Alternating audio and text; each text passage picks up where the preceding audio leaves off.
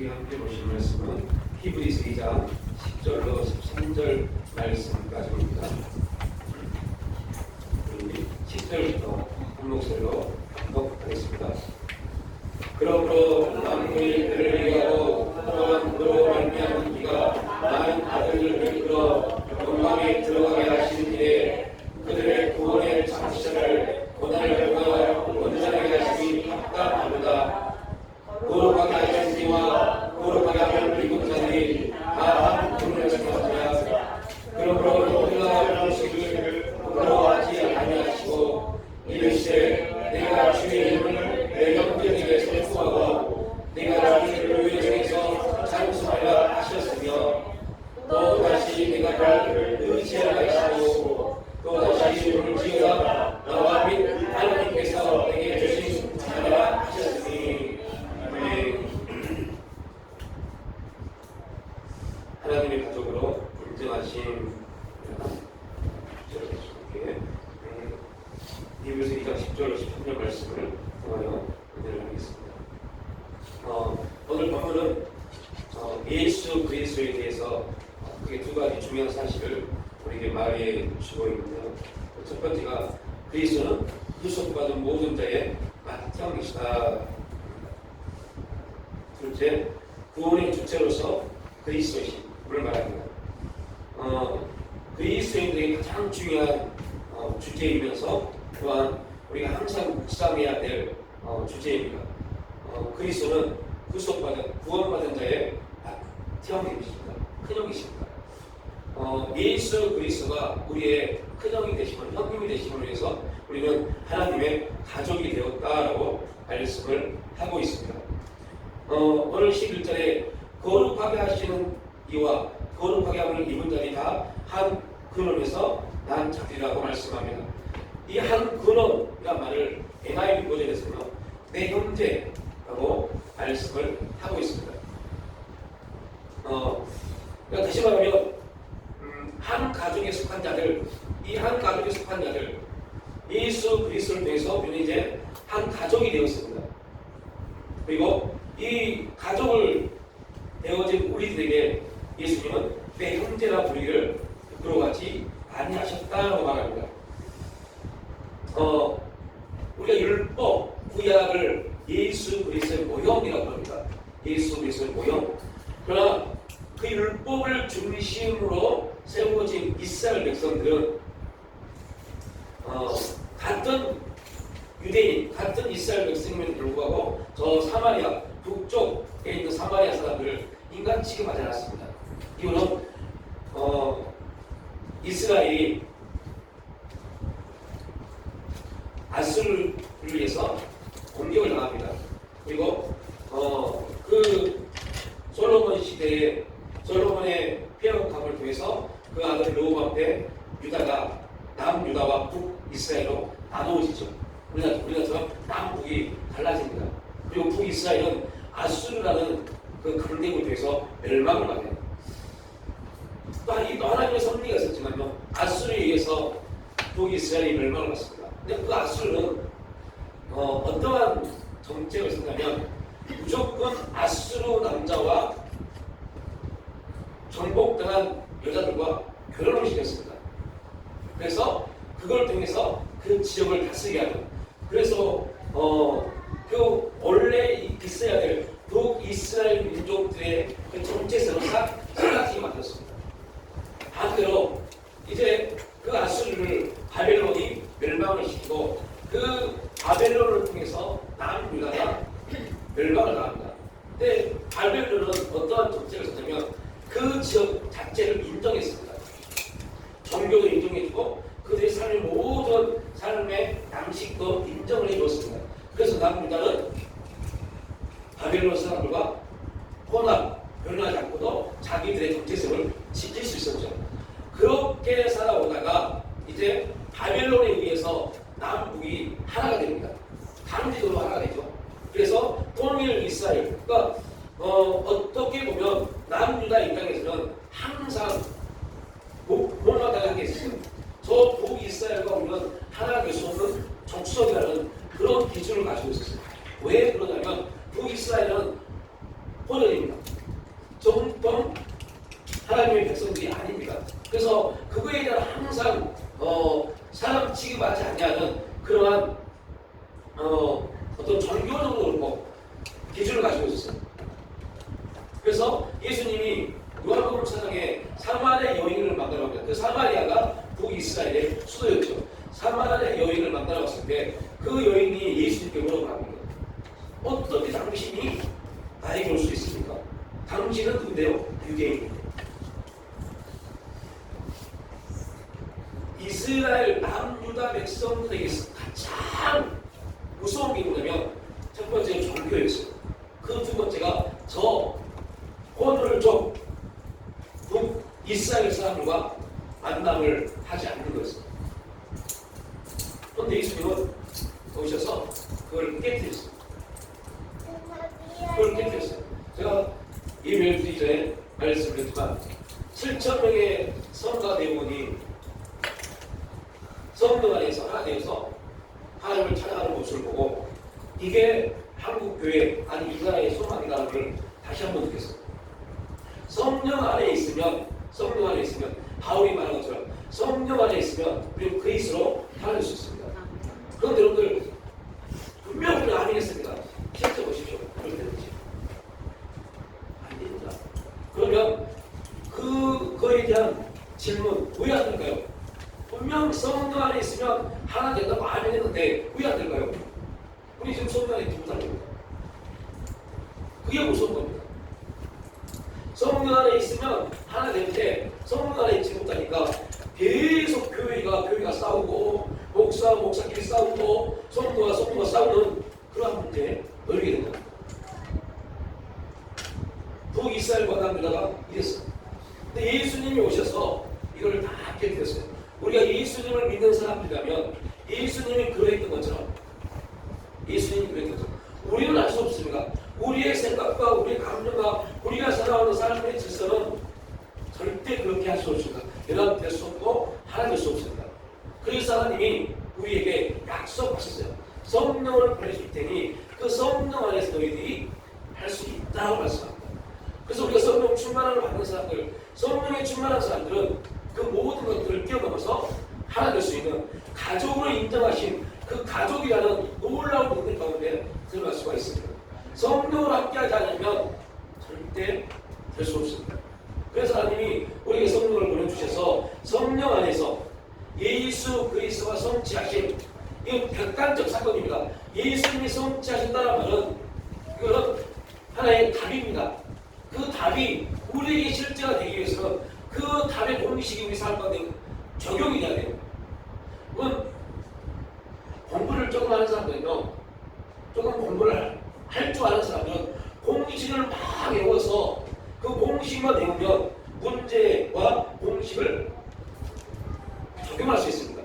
근데 공부를 못하는 사람은요, 아무리 공식을 외워도 외웠지 적용을 못해요. 제가 그런 사람이었습니다. 외우는 거는 되게 잘해요. 시험 경력이 좋아서 다 외웠어요. 공식을 다 외웠어요. 근데 실제 시험지를 딱 받으면 그걸 어떻게 써야 될지 몰라요. 그래서 전혀 써먹지 못합니다. 제가 깨달은 게 뭐냐면 공식을 외워서 되는 게 아니구나. 적용할 수 있는 그런 지혜가 없으면 아무 필요가 없구나. 근데 이게 복음 안에서 엄청난 역사입니다. 성경 달달달 외우고 성경 말씀 계속 선포하고 이게 중요한 게 아닙니다. 그 말씀이 우리가 외우고 있는, 우리가 보고 있는, 우리가 읽고 있는 그 말씀이 어떻게 우리 삶 속에서 실제가 되는지 이걸 그러면 지혜라고 합니다. 그 지혜의 역사를 일으키신 분이 성도님이십니다. 그래서 성령이 충만한 사람들은 어떠한 사람이냐? 예수님이 성취하신 그 공식, 모든 문제의 해답은 예수님이십니다. 그런데 여러분들 그 해답을 여러분 삶 가운데 맨날 선포해 보십시오. 예수 그리스도가 내 모든 삶을 해답이시고 우리의 모든 삶을 해결해 주셨고 내 모든 병을 치유하셨고 매일 선포해 보십시오. 안 돼요. 그렇게 되는 게 아닙니다. 그렇게 했다면 우리 인생이 벌써 다 바뀌었어야죠. 이건 공식입니다. 공식. 이 공식이 실제가 되려면 우리가 선포하고 기도하는 공식에 누가 역사하셨네요? 성령. 성령이 역사하지 않으면 선포하는 거예요. 그 선포가 우리는 아무것도 안 돼요. 그냥 선포로 끝나버려요. 더 무서운 것은요, 그렇게 열심히 선포했는데 이루어지지 않는 것 때문에 절망해버립니다. 이유는 간단해요. 우리의 공식에 우리가 지혜롭지 못했어요. 공식을 선포했다면 그 공식을 적용할 수 있는 지혜, 그 공식이 우리 삶 가운데 나타날 수 있는 성령 역사가 임하도록 우리 생각을 성령 앞에 내려놔야 해요. 그리고 그 공식 시간에 예수님이 우리의 삶의 해답이십니다. 그 실제 완전히 십자가에 성취하신 그 해답이 성령을 통해서 진짜 해답으로 간증되어야지 하죠. 이게 신앙입니다. 이게 믿음입니다. 그걸 믿느냐? 믿느냐라고 할 때 아멘, 우리 믿습니다. 그 믿음은 무엇을 말하냐면 예수님이 십자가에 성취하신 그 복음, 그 성취하신 놀라운 역사가 성령을 통해서 우리 삶 가운데 나타나지는 것, 이걸 믿음이라고 해요. 이 믿음이 있어야 돼요. 이 믿음이 있으면 우리는 엄청난 소망을 품습니다. 엄청난 매일매일 기대할 겁니다. 그리고 기도하는 사람들은 반드시 기도하는 사람들이 나타나는 게 있는데 그게 뭐예요? 기대입니다. 기도하지 않으면 기대도 못합니다. 그러나 기도하면 기대합니다. 왜요? 하나님이 그 일을 이루시겠다. 나는 못합니다. 우리는 못하지만 하나님의 성령께서 이미 우리 마음에 손을 드시고 역사에 가시기 때문에 하나님이 그 일을 이루어 가십니다.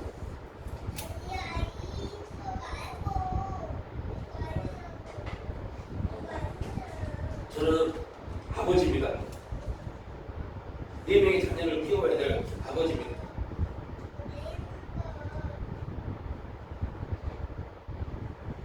제가 하나님께 기도하면서 이런 기도를 해요. 하나님 은혜 가운데 4명의 자녀를 저에게 주셨고 저는 그들의 아버지인데 안타까운 것은 하나님, 저는 그들에게 해줄 수 있는 게 아무것도 없습니다. 해줄 수 있는 능력도 없고 해주고 싶은 마음은 있게 할 수가 없습니다. 뭔가를 분명 저들이 나에게 뭔가를 요구하고 있는 것 같은데 그들도 내 사정을 하니까 실제 말은 못하고 하나님, 아버지로서 어떻게 해야 됩니까? 저희 가정을 놓고 기도는 제일 많이 기도했던 내용입니다. 우리 자녀들 놓고 기도할 때 제일 많이 기도한 내용입니다. 분명 저 나이 때 요구할 게 있고 필요한 게 있는데 분명 엄마 아빠의 사정을 뻔하니까 쉽사리 요구하지 못해요. 뭔가를 해달라고 하지 못해요. 그때 하나님께 기도한 모습인 겁니다. 하나님, 저는 해주고 싶은 마음인데 할 수 있는 능력이 없습니다. 그런 모습 많이 들어 말이죠. 사도 바울이 저입니다.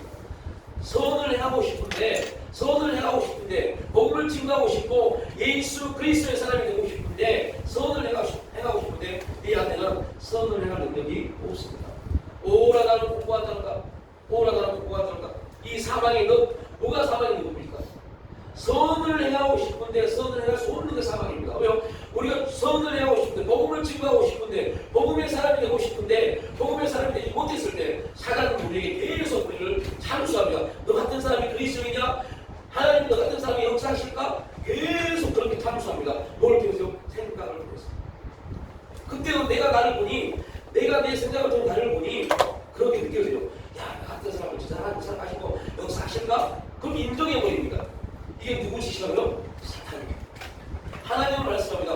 야, 걱정하지 마. 우리는 원래부터 뭐를 행할 능력이 없어요? 선을 행할 능력이 없습니다. 복음의 사람이 될 만큼의 능력이 없습니다. 그래서 하나님이 그 복음의 사람이 될 수 있도록 우리에게 보내주신 분이 있어요. 누구라고요? 성령. 나는 못합니다. 그래서 사망의 오라 나는 공부한 자가 이 사망의 늪에서 매일매일 선을 행하고 싶고 복음의 사람이 되고 싶고 하나님 안에서 하나님의 부르심에 합당한 삶을 살고 싶은데 오늘도 이 문제 때문에 이 개인관계 때문에 이 물질의 문제 때문에 이 육체의 질병 때문에 넘어지고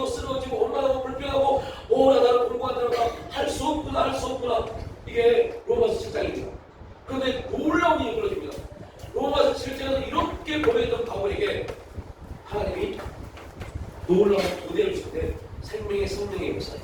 성령의 능력이 주십니다. 야, 바울아, 걱정하지 마.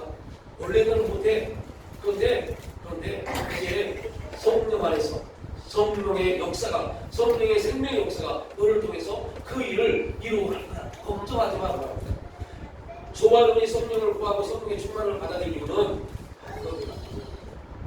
선을 행하는 것, 복음의 능력, 그 삶을 살아가는 능력, 하나님의 가족으로서의 삶을 살아갈 수 있는 그 삶의 원리를 성령께서 역사해 가십니다.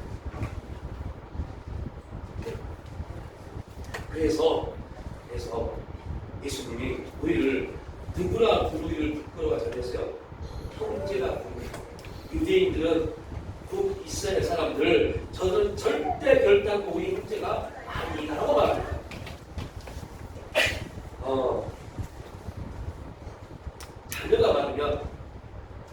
자녀가 많으면 사람들이 그 안에 내부적으로 들어오지 않는 사람을 말합니다. 참 자녀들 많아 죽겠습니다라고 말합니다. 그러면 가지 많은 나무에 누가 없어요? 가지 많은 나무에 누가 없을까요? 누가 많을까요? 바람 사람이 없습니다. 자녀 많으면요 바람이 계속 불어옵니다. 이 바람이 불어다가 아이고 간신히 이 바람 멈춰니 이 바람이 불어옵니다. 바람이 하기가 없어요. 그걸 모르신 분들은 아이고 그 4명이고 그러니까요.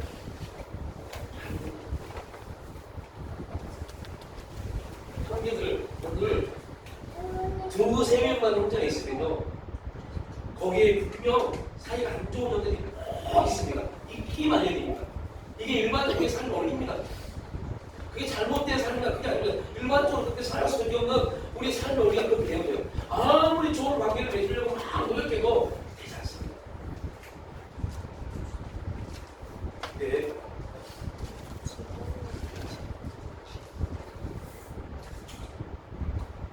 피를 나누는 형제도 그러는데 완전히 하나님의 백성이 아니라고 믿었던 그들을 하나님의 가족, 백성을 통째로 받아들이기 얼마나 힘들겠습니까? 우리나라의 복음이 친구들 때 한 예배당 앞에 3부류가 나눠서 예배를 줬습니다. 목사 앞에는 남자들, 양반들만 앉아있었습니다. 그리고 문을 하나 열고 나가면 이 옆에 누가 있어요? 아내가들은 목회자 앞에서 예배를 드리지 못했습니다. 그리고 아예 그 예배당 문 밖에는 누가 있었어요? 졸업입니다. 그렇게 예배를 드렸어요. 그런데 놀라운 거 하나님의 성령이 1907년 하나님의 성령이 부흥의 역사를 일으키고 나서 제일 먼저 깨진 그 벽이 다 무너져 버린 겁니다. 남녀 차별이 무너졌어요. 양반과 종의 지위가 무너졌어요. 이 놀라운 일들이 어디에 있어요? 교회 안에서부터 이루어지기 시작했습니다. 누구를 통해서요? 성령을 통해서. 지금 어떻습니까? 지금은요 안타까운 것은요 성령을 위해서 없어진 그 벽이, 그 담이 다시 세워지고 있습니다. 가진 자와 가지 못한 자들, 큰 교회와 작은 교회 이렇게 벽이 나눠지고 있습니다. 이거는 복음이 아니라고 봅니다. 예수께서 오셔서 부끄러워하지 아니하셨고 우리를 하나님의 가족으로 우리를 하나님의 가족의 이름으로 부르셨고 그리고 절대 결단코 우리를 내어치지 아니하는 그런 거룩한 역사를 오늘 12절 말합니다. 이르시되 내가 주의 이름을 내 형제에게 선포하고 내가 주를 교회 중에서 찬송하리라 하셨으며 이 말씀이 무슨 말이에요? 내가 결단코 너희를 내버려두지 아니하겠다는 것입니다. 왜요? 가족이니까요. 바울은 말합니다. 자녀이면 또한 후사 곧 하나님의 후사요 그리스도와 함께한 후사니 우리는 예수 그리스도를 통해서 하나님의 모든 것을 상속받을 수 있는 후사가 되었습니다. 예수님이 우리의 맏형이 되심으로 우리가 누리게 되는 가장 큰 축복은 하나님의 가족이 되었다는 것. 즉 우리가 하나님의 자녀이기 때문에 예수님의 형제가 되는 것이 아니라 예수님의 십자가의 계속의 사랑으로 인하여 형제로 인침을 받았기에 하나님의 자녀가 되었다. 이게 우리 개혁주의 선포입니다. 그러니까 우리가 먼저 하나님의 자녀가 된 거 아닙니다. 하나님의 자녀가 먼저 된 게 아니라 예수님의 십자가의 계속의 그 공로로 우리는 하나님의 자녀가 된 겁니다.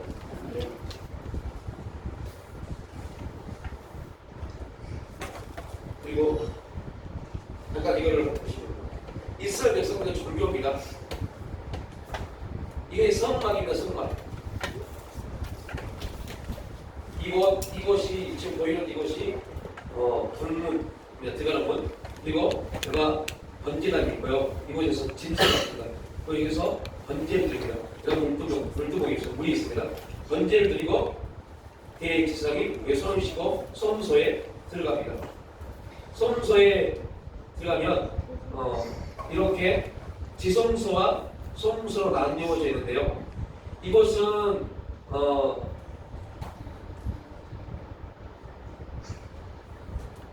지성소, 우리가 뭘 봐야 되겠군.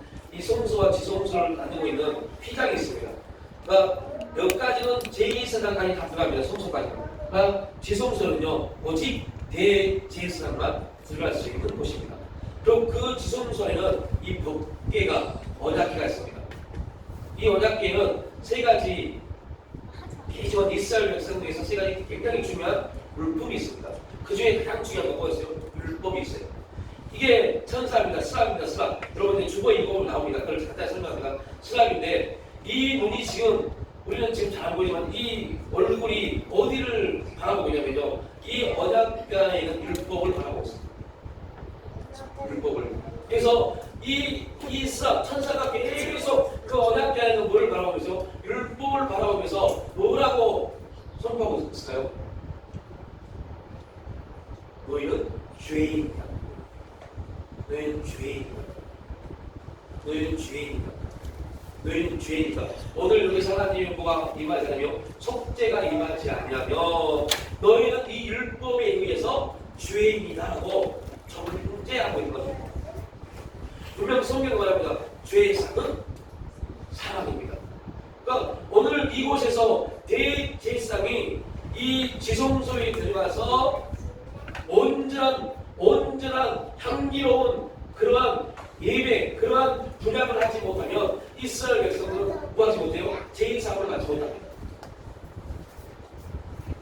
그래서요, 이 대제사장이 지성소에 들어갈 때 다리에 뭐를 차고 들어가면요, 방울을 차고 들어갑니다. 방울. 그래서 제사장이 움직일 때마다 방울 소리가 납니다. 방울 소리가 안 난다는 말은 무슨 말이에요? 하나님의 친으로 죽었다는 겁니다. 그럼 여기 이스라엘 백성에게 제2사람이 오는 겁니다.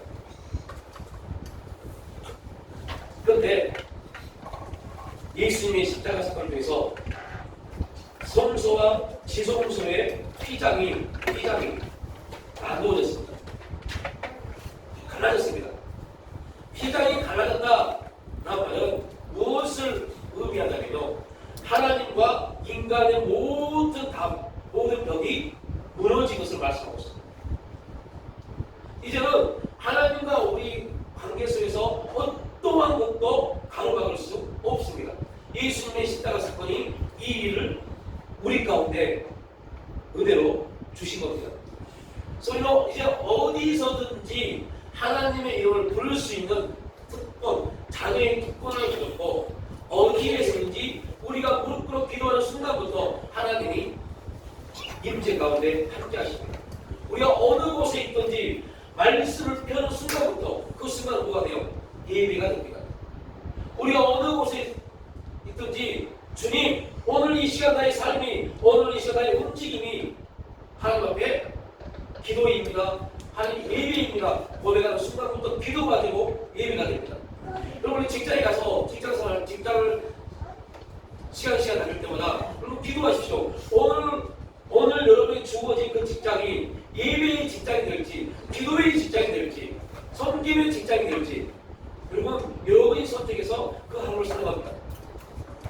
오늘 하나님, 내가 직장에 출근했습니다. 주님, 오늘 나에게 가운데 하나님께 내 삶이 예배가 되기 원합니다. 그러니까 순간부터 그 삶은 뭐가 되고 예배가 됩니다. 이거는 내가 예배를 드리려고 작정하는 게 아니라 그냥 고백하는 순간 이 은혜를 통해서 고백하는 순간 그 삶은 하나님의 기뻐 주시는 예배가 됩니다. 또한 여러분 또 기도하십시오. 하나님 오늘 나의 삶은 기도의 삶이 되기 원합니다 라고 고백하는 순간부터 여러분의 많은 기도의 내용이 됩니다. 여러분의 움직임은 기도의 실제가 되어집니다. 너무너무 기가 막힌 은혜를 우리 가운데 주셨습니다. 이게 바로 예수 그리스도와 함께한 우상입니다. 이게 왜 중요한 거죠? 예수님이 복음서에서 움직이는 모든 것이고 예배였고 기도였고 능력이었고 하나님의 뜻이었습니다. 예수와 함께 우리는 하나님의 모든 상속을 우사로 받으셨습니다. 그렇다면 예수님이 그러하셨기 때문에 우리 또한 우리의 모든 삶이 기도요, 예배요, 능력이요, 하나님을 찬양하는 간증의 주인공 되는 삶을 살아가는 겁니다.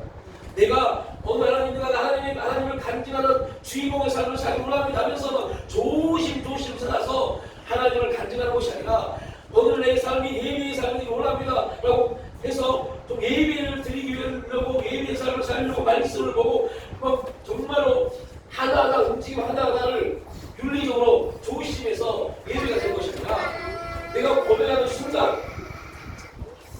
아버지는 그렇게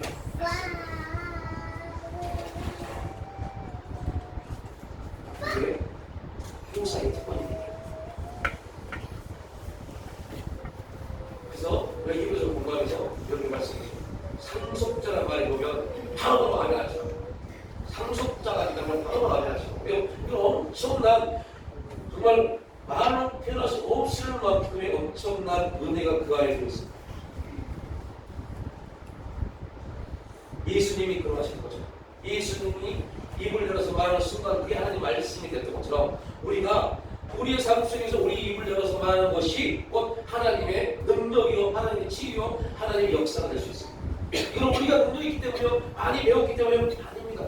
누가 함께 하시네요? 하나님의 성령이. 하나님의 성령이 그 일을 이루어가신 겁니다. 그래서 우리 말이 말씀이 될 수 있느냐? 얼마든지 될 수 있습니다. 이거는 성경을 기록한 말씀이 되는 게 아닙니다. 능력이요 생명 있는 그러한 하나님의 말이 된다는 겁니다.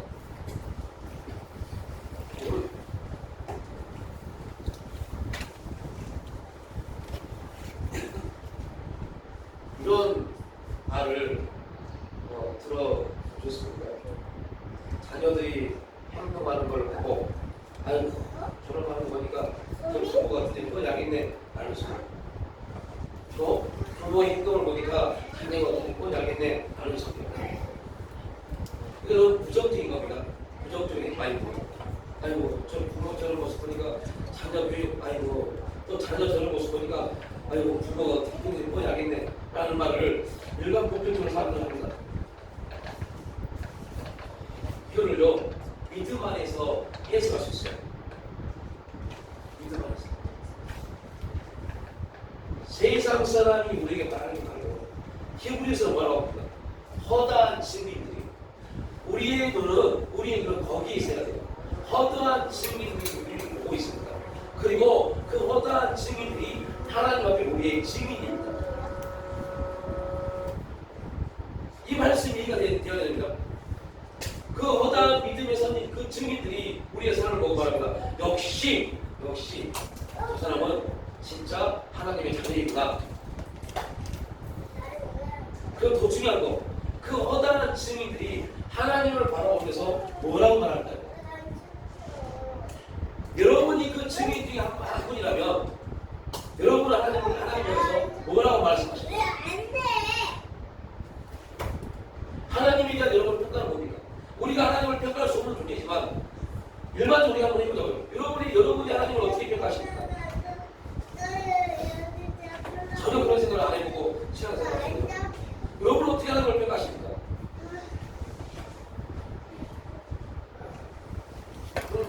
오늘 지금 가셔서 여러분 수상을 평가해 보십시오. 그게 여러분의 지금 신앙의 현주소입니다. 우리가 평가한다고 해서 하나님이 그렇게 평가받으시는 게 절대 아닙니다.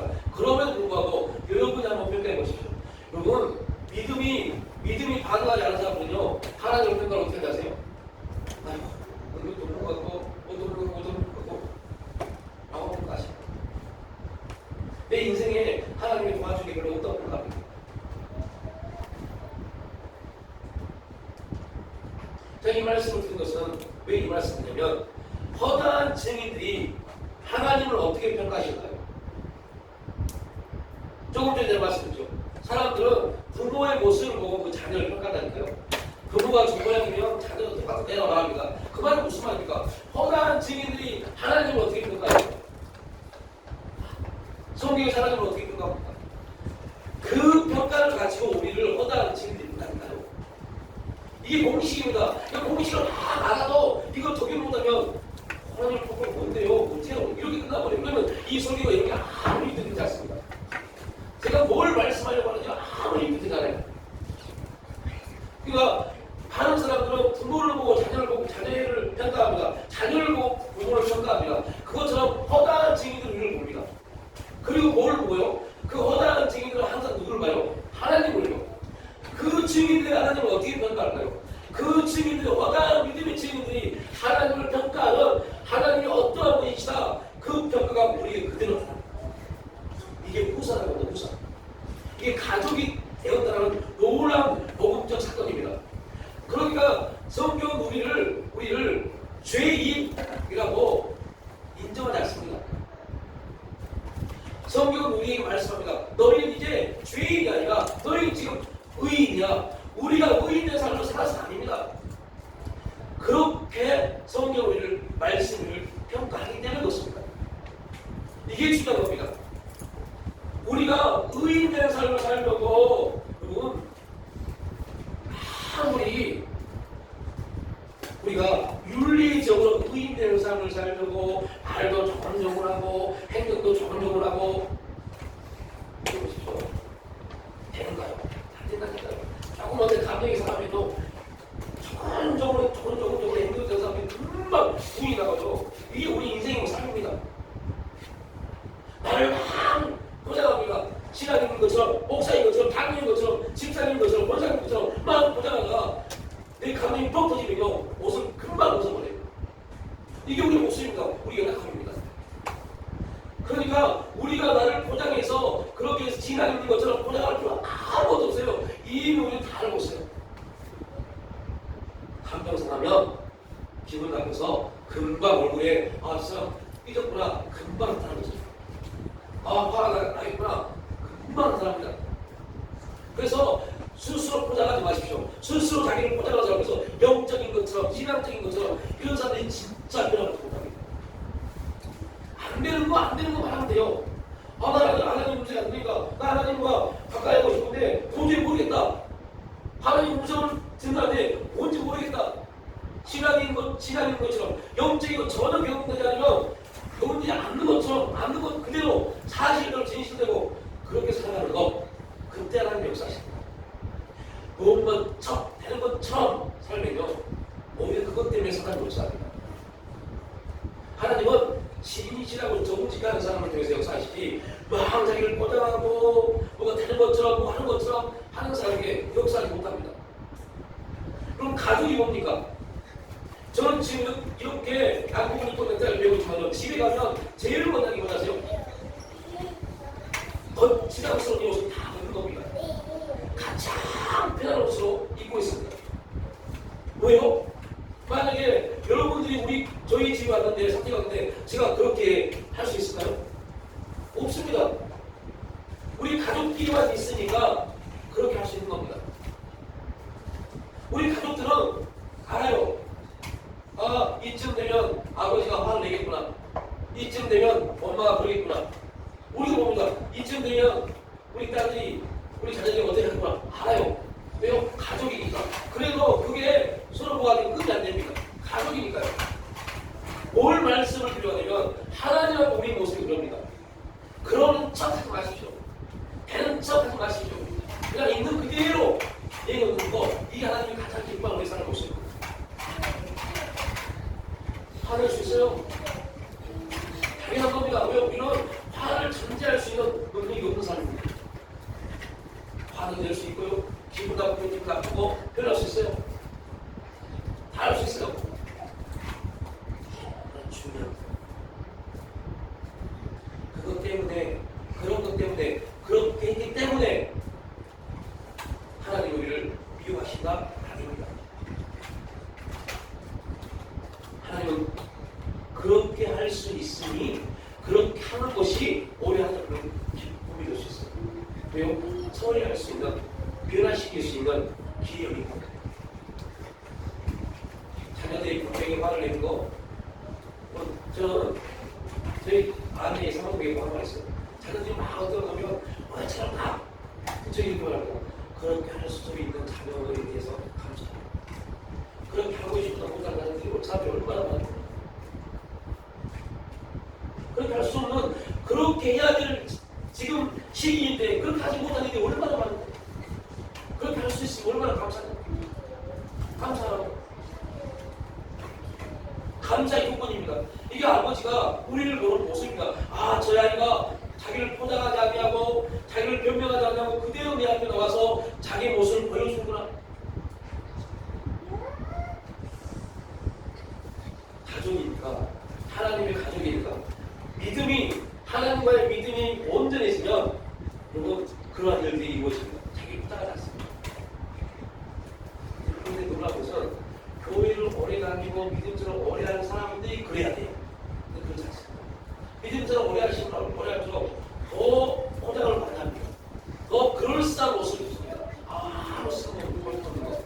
그럴싸한 옷을 아무 일을 갖추어도 하나님은 불꽃 같은 운동자를 보시는 하나님은 그냥 담으십니다. 그것 때문에 또 그렇게 행동하는 것 때문에 그렇게 했다는 것 때문에 스스로 자책하지 마십시오. 우리 그렇게 할 수밖에 없는 존재랍니다. 선을 해하고 싶지만 선을 할 수 없는 그런 인간과 존재랍니다. 그러니까 뭔가의 실수를 했다고 해서 그 실수 때문에 자책하지 마십시오. 뭘 하세요? 회개를 하세요. 자책하지 마십시오. 자책은 곧 누구에게 틈을 주는 거예요? 사단에게, 마귀에게. 그래서 예수님이 우리에게 예수님을 비판한 베드로에게 오셔서 너 왜 내가 분명히 너 말했지 너 나 세 번 부인한다고 그랬으면 똑똑히 기억하고 그때가 오면 부인하지 말았어야지 라고 말하지 않았어요.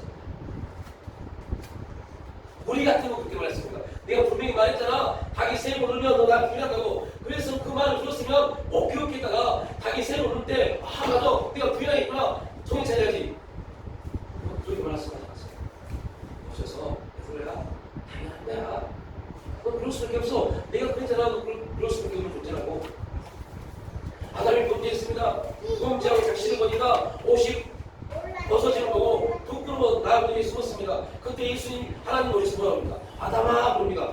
아담아 부른다면 나 너의 어떠한 행위 어떠한 벗어진 모습 나 그거 안 봐. 나는 그냥 아담 너 자체만 봐. 라는 뜻입니다.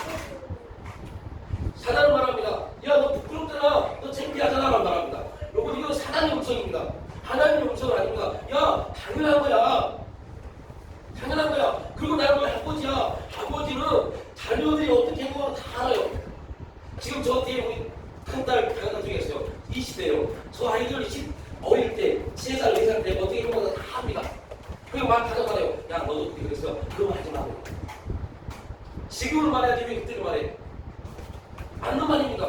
하나님도 동일합니다. 우리가 너희 실수를 했고 야 나는 너희 실수 윤리적인 어떤 죄 그거 보는 게 아니라니까. 지금 내가 그러면서 네가 어떠한 모습으로 서 있느냐 나 그거 보기 원해. 이게 하나님 우리에게 주신 은혜입니다. 아버지는 항상 아버지 입장은 자녀가 어떠한 잘못을 했고 그 잘못 가운데 어떠한 방해가 없고 있고 이것보다는 그래도 너는 내 자녀야라고 시작합니다. 우리도 그러할텐데 자기 아들의 생명을 내 주변으로서까지 우리를 사랑하시는 하나님 어떠하실까요? 그때 여러분 우리가 실수했다면 여러분이 실수했다면 꼭 이렇게 로마 로마 7장을 선포하고 나가십시오. 하나님 율법으로 우리가 율법으로 스스로 흠이 없다고 자랑했던 바울 또한 선을 행하고 싶지만 선을 행할 수 없는 능력으로 인해서 오라 나는 공부한 자다 사망의 늪 가운데 있구나 이렇게 고백했습니다. 그러나 나는 어떠한 겁니까? 하나님 저는 율법으로는 항상 흠이 많은 사람입니다. 그래서 나는 흠을 낼 수밖에 없는 그런 존재입니다. 하나님 주님이 주신 특권 회개합니다. 용서해 주세요. 그리고 성령을 다시 충만하게 부어주셔서 그 죄와 싸워서 승리할 수 있도록 인도해 주세요. 이게 우리의 진실합니다. 하나님, 제가 또 이 죄를 져서요. 여러분 그 말 없어요. 내가 어떤 능력이 있다고 자랑하는 겁니다. 내가 또 죄를 졌네요. 죄를 주시는 존재입니다.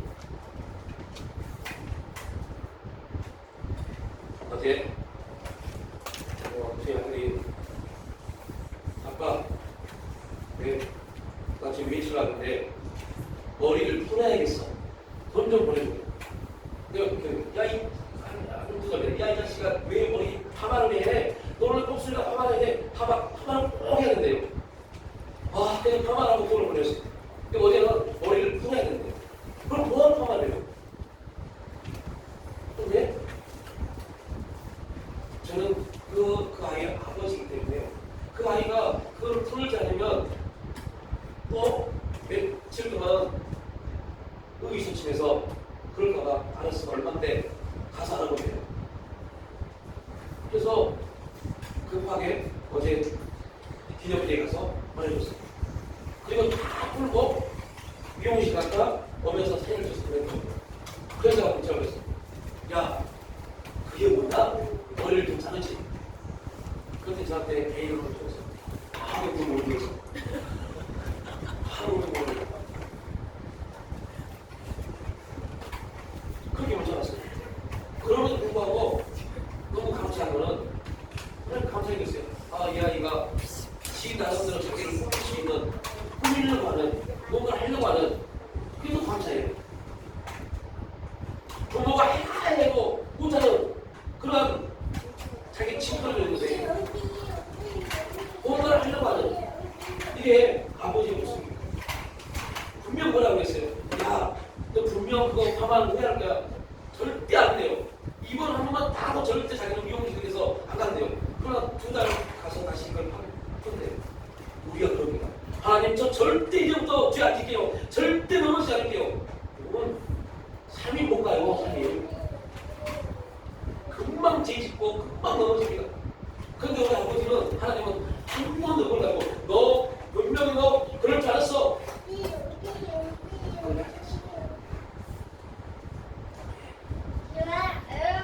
네가 그 넘어지고 죄를 지고 쓰러짐을 통해서 나를 멀리 가지 않고 다시 내 이름을 부르고 내 앞에 나오는 거 너무 감사하다. 너무 감사하다. 이거를 신학적으로 지금 제가 여러분 주보에 있는 이 내용을 다 풀어서 얘기합니다. 이걸 신학적으로 성화라고 해요. 성화. 넘어지고 회개하고 이 과정을 통해서 변화되어지는 삶을 신학적으로 성화된다고 해요. 여러분 성화된다는 말은 한번 은혜받고 완전히 변화되는 거죠. 계속적인 넘어짐과 쓰러짐 반복적으로 이루어진 겁니다. 여러분 제가 이제 50입니다. 50이 될 때까지 얼마나 많이 실패가 있었고 넘어짐이 있었겠습니까? 이 넘어짐과 실패함이 하나가 돼서 지금 나를 말하는 겁니다. 여러분 마찬가지입니다. 여러분 삶 가운데 얼마나 많은 넘어짐이 있고 쓰러짐이 있고 은혜가 있고 승리가 있었겠어요. 승리만이 여러분의 간증이 아니라 넘어짐도 여러분의 간증이고 쓰러짐도 여러분의 간증입니다. 실수도 여러분의 간증입니다.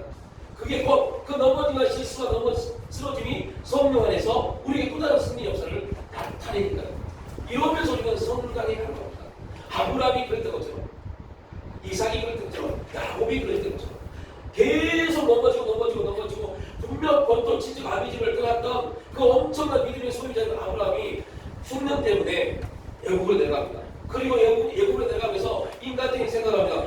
내 아들은 너무 예뻐서 저 애국의 왕이 내 아들이 나를 죽여 내 아내를 뺏어가려면 날 죽을 수밖에 없는데 어떻게 하지?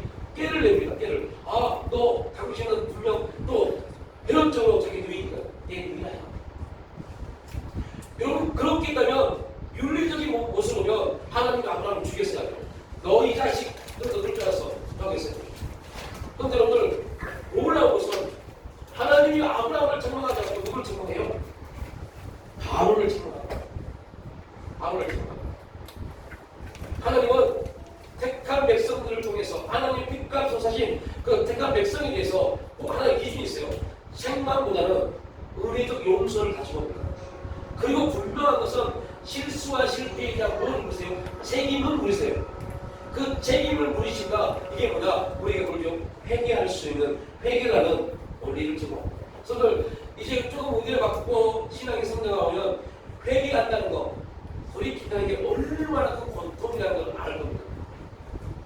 회개는 그냥 주님 오늘 이 시간에 회개합니다. 내 지음죄 용서해 주세요. 이게 아닙니다. 회개는 피 흘리기까지 싸우는 것이 회개입니다.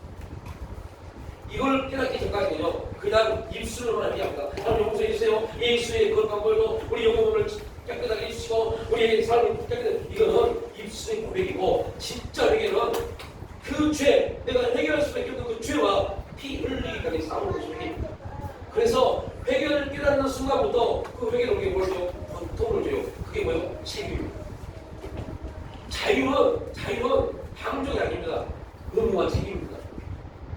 책임을 하나님을 합니다.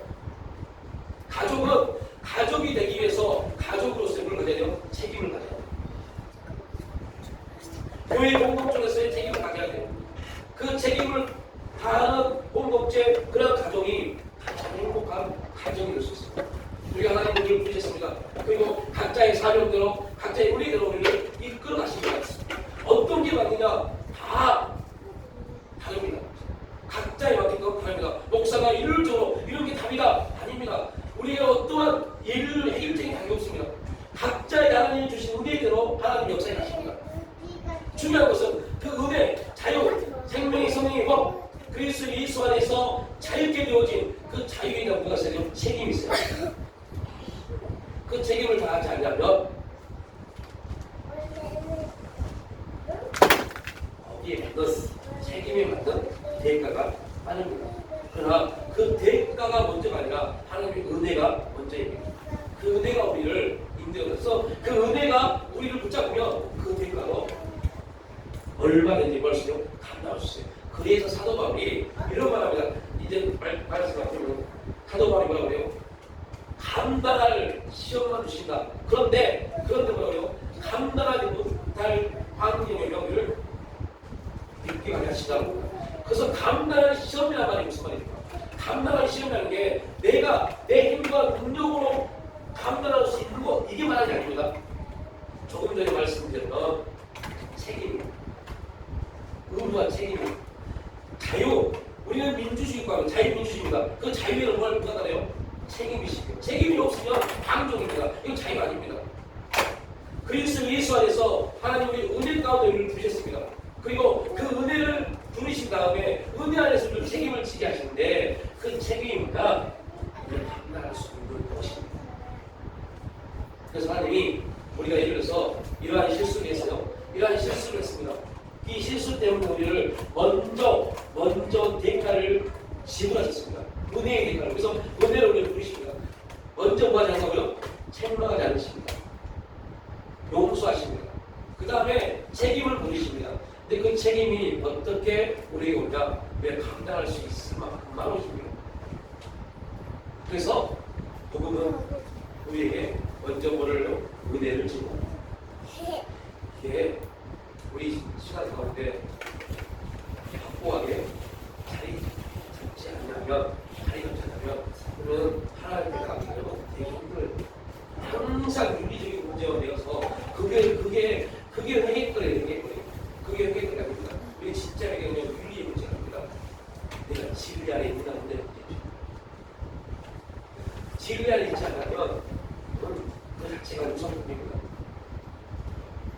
성령의 역사는요, 다음에 제가 그래서 말씀드립니다. 성령의 역사는요, 어떻게 읽어요? 여러분 여러분이 기도만 해야 돼요? 아닙니다. 좋아하는 분이 성령이 운행하시는 그 자리에 있어야만이 성령의 저희가 왜 기도합니까? 그곳을 하나님이 그곳에 성령의 역사하는 곳에 내가 서 있을 수 있도록 기도를 합니다. 그때 하나님의 성령이 우리 가운데 왜 그 자리는 성령이 계속 운행하고 역사하는 자리예요.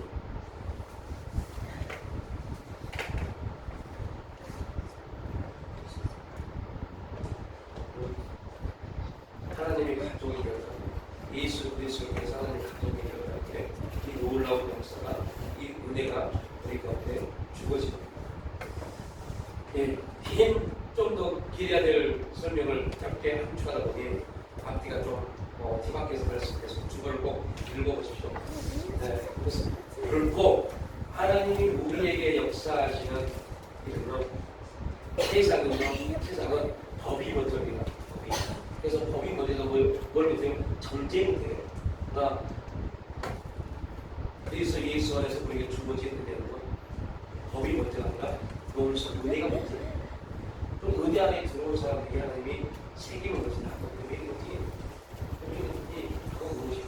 그 왜 그러냐면요, 너 이 자식이 아니라 너 이제 그 책임, 네가 들어가는 책임지자. 그런데 그것도 네가 책임이 아니야. 누가요? 성령께서 이렇게 역사해 주십니다. 그래서 복음 안에 들어오면 모든 것이 합니까요? 선을 이루어옵니다.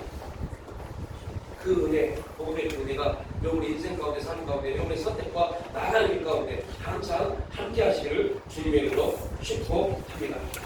아버지 하나님, 하나님이 우리에게 베풀어 주신 그 놀라운 은혜, 우리가 무엇이 가운데 하나님 그 은혜를 우리에게 베풀어 주셨나이까? 그 은혜가 있기에 우리가 넘어지고 쓰러지고 어느 때는 하나님 정말 못 믿겠어요. 하나님 정말 살아계십니까? 라는 불평과 원망과 한탄이 나오지만 그 은혜가 다시 우리를 주 앞에 나오도록 우리 앞으로를 인도하고 계시고, 어느 때는 너무너무 답답하고 모든 길이 다 막힌 것처럼 정말 감당한 시기이지만, 그럼에도 불구하고 주님 아무것도 보이지 않는 그 길을 주께서 우리의 손을 붙잡고 한 말 한 말 믿고 가심으로 또한 이 자리에 우리가 설 수 있었습니다. 주여, 그 거룩한 은혜를 바라보고 이제 하나님의 가족이라는 그 거룩한 은혜 안에서 우리 삶이 우리 아버지이신 그분을 자랑하는 증인되는 거룩한 삶 살 수 있도록 축복하여 주시옵소서. 성령의 거룩한 역사가 그 일들을 이루어 가심을 또한 감사합니다. 성령을 의지하며 지도하여 받으며 그 거룩한 삶을 살 수 있도록 성령님 기름 부어 주시옵소서. 다음 날 들어올 때 예수님의 이름으로 기도를 드립니다.